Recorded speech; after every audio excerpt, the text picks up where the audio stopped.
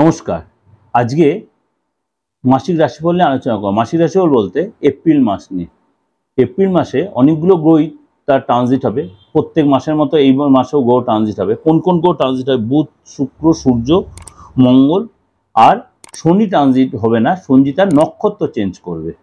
এই অবস্থায় আমাদের কাছে একটু জেনে নিই যে 12 রাশি জানার আগে কোন গ্রহ কখন ট্রানজিট হচ্ছে। বুধ 9 তারিখে বক্রী অবস্থায় অর্থাৎ মঙ্গলবার 9:22 PM মেষ থেকে মিনে যাবে। এই মুহূর্তে রয়েছে কিন্তু মিনে, আবার যাবে মেষে, মেষ থেকে আবার মিনে আসবে। সেটা কবে হবে? 9 তারিখে। এপ্রিল মাসের 9 তারিখে মেষ থেকে মিনে আসবে। সারা মাস কিন্তু বক্রী হয়েই থাকবে বুধ। এবং 12 রাশির উপর কি এফেক্ট সেটা আলোচনা করব। শুক্র 31/3 মিনে যাবে রবিবার 4:54 PM অর্থাৎ বিকেল 4:54 কুম্ভ থেকে মিনে যাবে কিন্তু কবে? 31/3 মানে তাহলে 1 তারিখ আমরা যেহেতু আলোচনা করব তাহলে এফেক্টটা দেবে। আবার 25/4 মেষে চলে যাবে। সুতরাং মিনের থেকে আবার মেষে চলে যাবে 25 তারিখে। 25/4 কিন্তু আবার চেঞ্জ হচ্ছে, মাথায় রাখবেন ট্রানজিটটা। সূর্য অর্থাৎ রবিগ্রহ 13/4 অর্থাৎ 13ই এপ্রিল মেষ রাশিতে প্রবেশ করবে। 13 তারিখে মেষে শনিবার সকাল রাত্রি 9:15 কখন যাবে? 9:15 মিন থেকে মেষে যাবে। আর মঙ্গল 23/4 যাবে, মিনে যাবে মঙ্গলবার 8:52 অর্থাৎ সকাল 8:52 কুম্ভ থেকে যাবে মিনে। কুম্ভ থেকে যাবে মিনে। এই মুহূর্তে কুম্ভে বসে আছে, মিনে যাবে কবে? 23/4 যাবে। আর শনিদেব শতবিশা নক্ষত্র থেকে পূর্ব ভাদ্রপদ নক্ষত্রে যাবে কবে? 6 এপ্রিল। এটা নিয়ে প্রোগ্রাম দিয়েছি আমার ট্রানজিট নিয়ে, সেখানে আমি 7 এপ্রিল নিয়ে বলে দিয়েছি। 7 এপ্রিল রাশি চেঞ্জ, যেহেতু 7 এপ্রিলতে এফেক্টটা আমি ধরছি বলে তাই 7 এপ্রিল, ওটাকে আপনারা কনফিউজ হয়ে যাবেন না। 6 এপ্রিল যেহেতু 3:55 PM চেঞ্জ হচ্ছে, আমি 7 এপ্রিল ধরে ওটাকে আপনাদের বিচার দিয়েছি। এটা যাদের একটু কনফিউজ তারা আমার এই মাসিক রাশিফলটা শুনে, অ্যাকচুয়াল চেঞ্জ হচ্ছে 6 এপ্রিল 3:55 PM। কোথায় যাচ্ছে? শতবিশা নক্ষত্র থেকে পূর্ব ভাদ্রপদ নক্ষত্রে। আর চন্দ্র সেই সময় কোথায় থাকবে? মানে 1 তারিখে বিচার অনুযায়ী চন্দ্র থাকবে আপনার ধনু রাশিতে। চন্দ্র থাকবে ধনু রাশিতে, অলরেডি বৃহস্পতিও থাকবে আপনার মেষ রাশিতে, এবং রাহু কেতু তো অলরেডি রয়েছে মিনে আর কন্যা রাশিতে। রাহু কেতু তাদের নক্ষত্র যে সেগুলো আমি আলোচনা করছি। এরপর আবার গ্রহ রাশি যা চেঞ্জ হয় সেগুলো নিয়ে আমি আপনাদের কাছে প্রেজেন্ট করব। এই মুহূর্তে এই যে গ্রহ রাশির সিচুয়েশনের উপর 12 রাশির উপর কি এফেক্ট হবে সেটা নিয়ে আজকে আলোচনার বিষয়বস্তু পুরো মাসেরটা। আজকে বললো বৃষ রাশি নিয়ে। বৃষ রাশির এই মাসটা কেমন যাবে। প্রথমে বলি আর্থিক জায়গাটা কেন, আমি আর্থিক জায়গাটা ভীষণ আগে জোর দিই। কেন জোর দিই? অর্থ যদি আমাদের ঠিক থাকে, অনেকাংশে ঠিক থাকে, আবার শরীরটা যদি ঠিক থাকে তাহলে আমার অর্থটাও আসবে।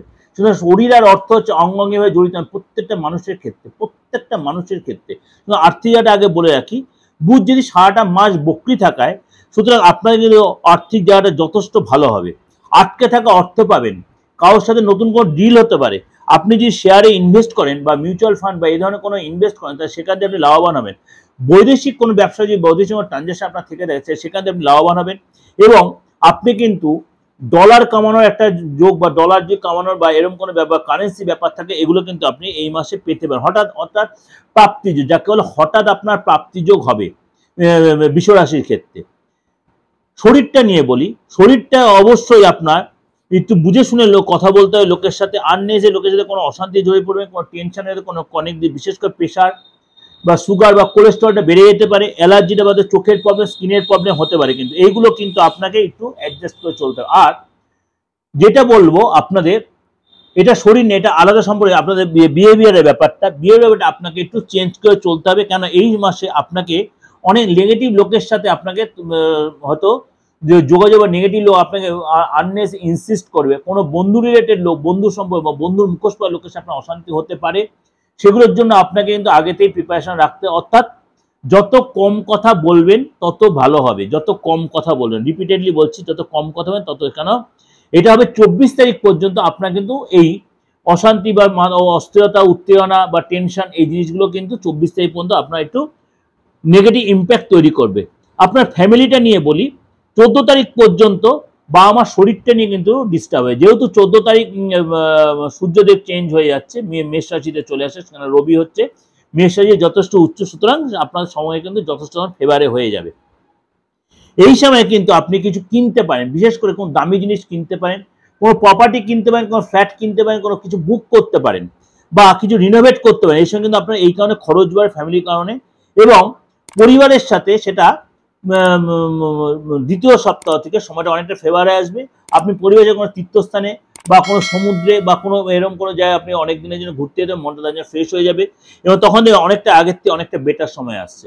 আপনি যদি বিবাহিত, আপনার যদি সন্তান থেকে থাকে, অবশ্যই আপনার পজিটিভ পরিবর্তন তার সন্তানের মধ্যে লক্ষ্য করবেন, এবং কোনো চেঞ্জ আসবে তার মধ্যে, কোনো ইনস্টিটিউট বা স্কুল বা টিচার চেঞ্জের ব্যাপার আসতে, হোস্টেল চেঞ্জের ব্যাপার আসতে হতে, আপনার সন্তান যদি বড় হয় কোথায় একসাথে ঘুরতে, বন্ধুদের সাথে কোথাও ঘুরতে যেতে পারে, সেটার জন্য হয়তো আপনাকে বায়না ধরতে, আপনি সেটা বুঝে দেবেন যে সেটা তাকে দেওয়া ঠিক হবে কিনা, সেটা তার ব্যক্তিগত জায়গাটা দেখে নিতে হবে।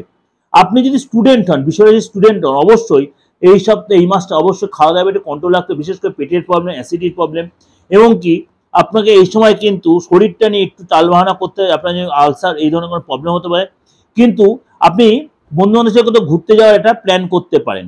আপনি যদি প্রেম করে থাকেন, প্রেমের জায়গাটা যথেষ্ট দুজনের মধ্যে সন্দেহ বাড়তে পারে, মিসআন্ডারস্ট্যান্ডিং হতে, বাদ বিবাদ হতে পারে, পেটের প্রবলেম হতে পারে, দাঁতের প্রবলেম হতে পারে।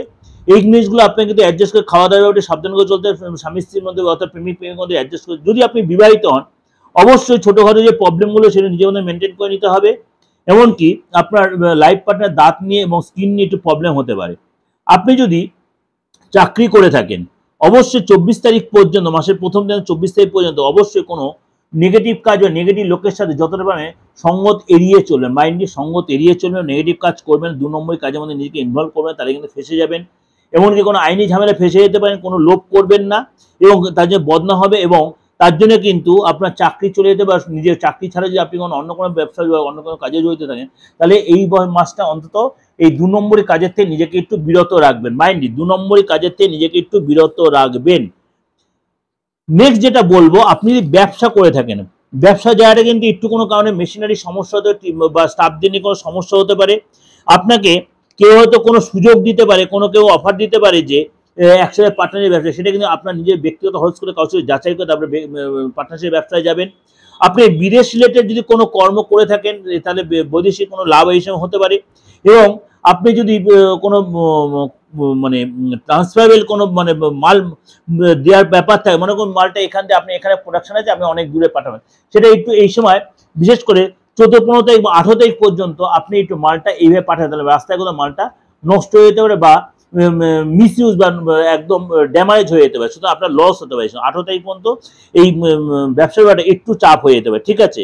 এবং কি আপনাকে যদি ব্যাংক রিলেটেড কোনো কর্ম করে থাকেন আপনি, বা ব্যাংকের রিলেটেড কোনো কর্মের সাথে জড়িত থাকেন, এই সময় কিন্তু আপনি যথেষ্ট সেখান থেকে লাভ তুলতে পারবেন। যেটা ওভারঅল কিন্তু আপনাদের প্রেজেন্ট করলাম, অবশ্যই সেটা আপনাদের সাথে মিলছে বা মিলবে, ভালো লাগবে। আর যাদের ডেট অফ বার্থ নেই তারা নির্দ্বিধায় আমার সাথে যোগাযোগ করতে পারেন। তারা হাত দেখে এবং মুখ দেখে অবশ্যই বিচার হয়, যেটা ক্যাশে হাজার হাজার পার্ট আছে, শুধু ডেট অফ বার্থ দিয়ে বিচার করতে এমন কোনো কথা নয়। যারা অনলাইন বা অফলাইনে আছে সবকটাই আমার ওপেন রয়েছে, সব জায়গায় ওপেন রয়েছে, অনলাইন অফলাইনে সব চেম্বার আমার ওপেন রয়েছে, সেখানে বুকিং ফোন করে নেবেন, সবকটাই পেয়েবল সিস্টেমে।